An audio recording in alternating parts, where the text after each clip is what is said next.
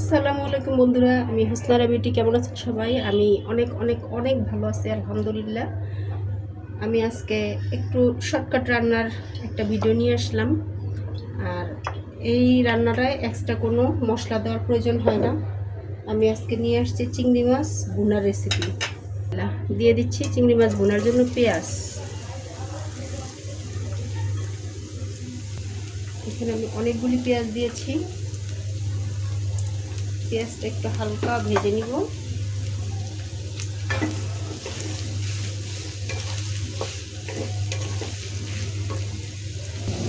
দিয়ে দিচ্ছি চিংড়ি মাছ। আর আপনারা কি জানেন নাকি জানি না, চিংড়ি মাছের ভিতরে কিন্তু একটা রগের মতো থাকে, ওই রগটা পরিষ্কার করে নিতে হয়। আমি প্রতিটা চিংড়ি মাছ দেখেন টুথপিক ঢুকায় ঢুকায় এইভাবে সবগুলি চিংড়ি মাছ থেকে রগটা বের করে দিয়েছি।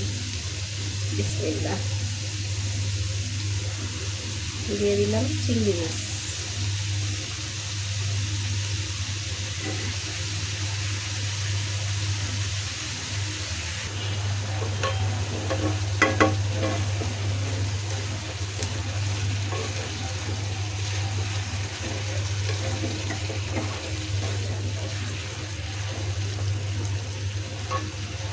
চিংড়ি মাছের মধ্যে এক্সট্রা কোনো মশলা আমি দিব না।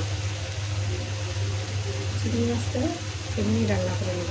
বিসমিল্লাহ, দিয়ে দিচ্ছি টমেটো কতগুলো।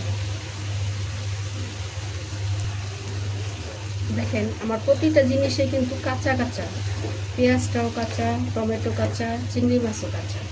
আমি সবগুলি উপকরণ একসাথে একটু হালকা করে ভেজে নেব।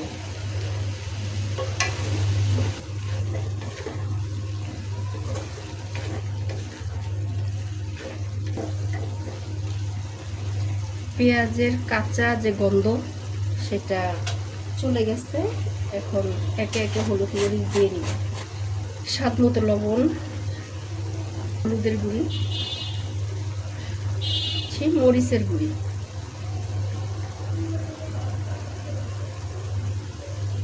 দিয়ে দিচ্ছি কয়েকটা কাঁচামরিচ।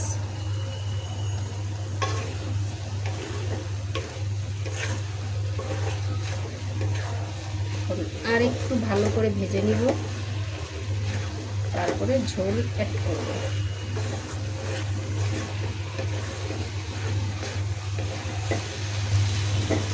ভাজার কাজ শেষ। এখন দিব একটু পানি, হালকা একটু পানি।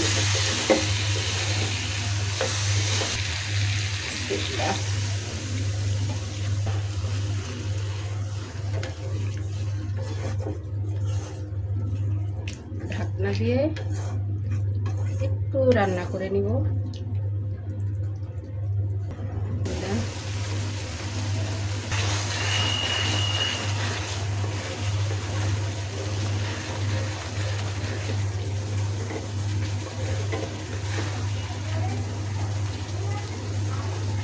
দিব একটু ভাজা জিরার গুঁড়া। রান্না শেষ।